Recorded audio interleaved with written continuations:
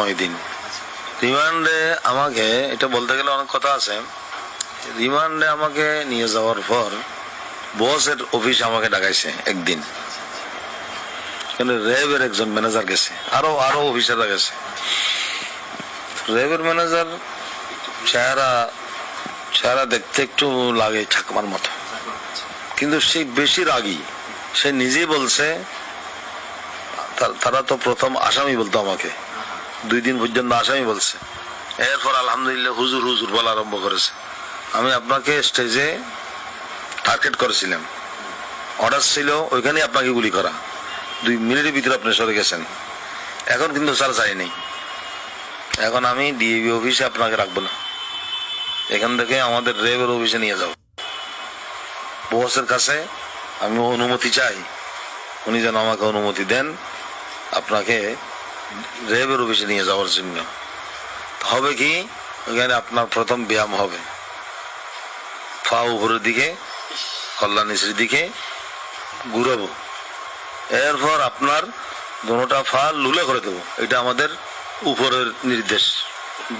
বস বলতেছে, বস যিনি প্রধান, একটু থামো, নির্দেশ, উপরের নির্দেশ একটু ব্যতিক্রম। তুমি যেটা বলতেছ র্যাবকে বলতেছে, উপরের নির্দেশ একটু ব্যতিক্রম। এটা বলতেছে কে? বস এটাও বলছে এই আসামি আমার কাছে থাকবে, আমি তোমাকে দেবো না, এখানে রাখবে। আল্লাহর রহমত আর কি। র্যাবে নিয়ে গেলে কিন্তু অবস্থা কিরকম হতো সেটা আল্লাহ তাআলা জানে।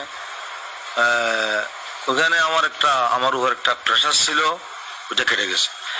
এরপর 2 জন অফিসার আমাকে এটা বলছে যে হুজুর আপনার উপর বেশি প্রেশার ছিল, বামপন্থীদের, বামদের, শাহবাগীদের, কিন্তু আলহামদুলিল্লাহ এটা কেটে গেছে।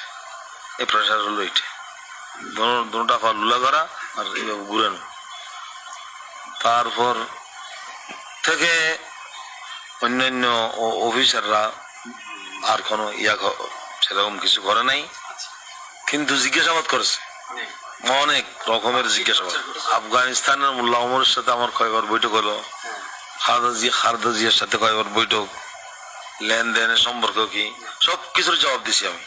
তারপর তারা বলতেছে খালেদা জিয়া কিরকম, আপনি কাজ করেন, আপনার রিমান্ড শেষ আজকের জন্য, একটু এখান থেকে উঠার পূর্বে খালেদা জিয়াকে একটু গালি দেন, একটা শব্দ গালি দেন, তারপর চলে যান। আমি মুখটা বন্ধ করে সেখান থেকে চলে আসছি। কেন গালি দেব? গালি দেওয়ার কোনো অর্থ আছে? মুখ বন্ধ করে চলে আসছি, মুখটা বন্ধ করে চলে আসছি। রিমান্ডে 9 দিন, এরপর 22 দিন দিল রিমান্ড, জানছেন। 9 দিন রিমান্ড শেষ হওয়ার পর কোর্টে নিয়ে গেছে। কোর্টে তো আমার পক্ষে অনেক স্লোগান, আমার পক্ষে অনেক, এটা জানছেন। এরপর কোর্টে 9 দিন রিমান্ডের পর 22 দিন রিমান্ড দিছে। তখন কিন্তু আমার শরীরের অবস্থা খুব খারাপ। 22 দিনকে আবার কাটাইয়া 4 দিন করে আল্লাহর রহমতে 9 আর 4 13 দিন রিমান্ড। ওখানে রিমান্ডে আমাকে কিছু চিকিৎসা করেছে, ইঞ্জেকশন দিছে, কিন্তু এখন আমার যা কিছু বুঝতে পারতেছি না, এটা কি ভালো হওয়ার জন্য না খারাপ হওয়ার জন্য, এটাও বুঝা কঠিন আমার জন্য। আর বাতের ওষুধ দিছে বেশি, যে বাতের ওষুধের কারণে কিডনিতে একটু সমস্যা হয়ে গেছে আমার। যিনি রিমান্ডের আইইউ ছিল, ওনাকে আল্লাহ তাআলা জাযায় দান করুক, ওনার চেষ্টায়, আরো উপরের চেষ্টায়, অর্ডারে ওই 22 দিনকে 4 দিন করে আমাকে কেন্দ্রীয় ফাটা দিছে। সেখানে ছিলাম একদিন 1 রাত। ওইখানে দাঁড়িয়ে আমাদের একজন দায়িত্বশীল আছে, জাহেদ বলেছেন আপনি এখানে কেন্দ্রীয় কারাগারে কষ্ট পাবেন, আপনাকে আমি পাঠিয়ে দেবো গাজীপুর, কাশিমপুর পাঠিয়ে দেবো। ওইখানে জেল হাসপাতাল আছে, তখন আমাকে নিয়ে গেছে ওদের গাড়িতে। জেল হাসপাতালে ভর্তি করার পর একটু ভালো লাগছে, অনেক লোকজন আছে এখানে, দেখা করছে আমার পরিচিত, একটু চিকিৎসা আরম্ভ হয়ে গেছে। প্রাথমিক ডাক্তাররা খুব আন্তরিকতার সহিত চিকিৎসা করতেছে।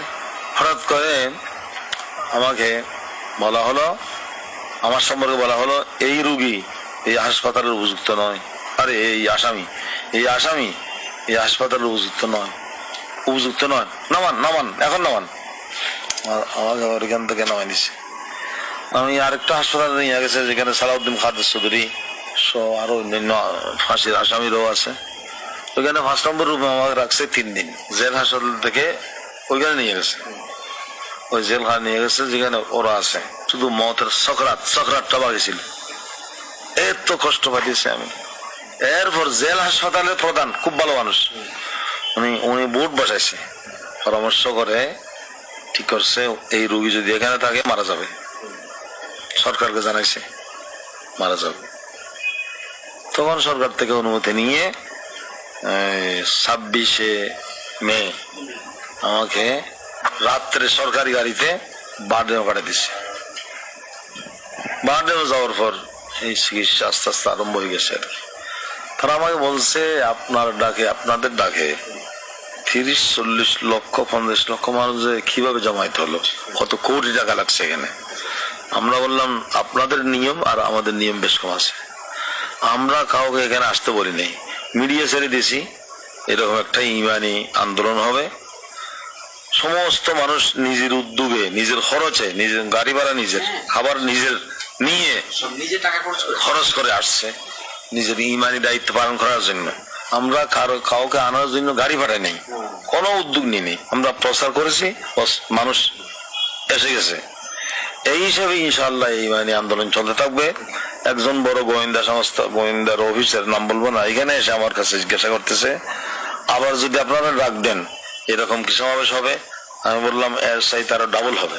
বিএনপির সাথে জামাত শিবিরের সাথে আপনাদের লেনদেনের সম্পর্ক কি? বিএনপি এবং জামাত শিবির থেকে আপনাদের লেনদেন কিরকম হয়েছে? আমি বললাম আল্লাহর কসম 5টা টাকাও তার থেকে আমি গ্রহণ করি নাই, আমরা কোনো লেনদেন করি নাই।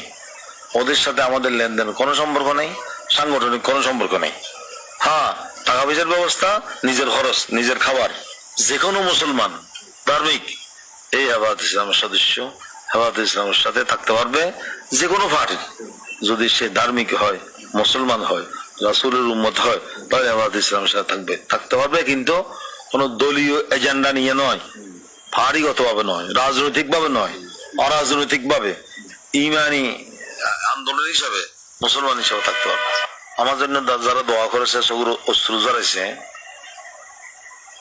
রোজা রাখছেন, এটা আসলে তারা শুধু কেবল আমার জন্য করে নাই, এটা ইসলামের জন্য করছে, এটা ইসলামের উদ্দেশ্যে করছে।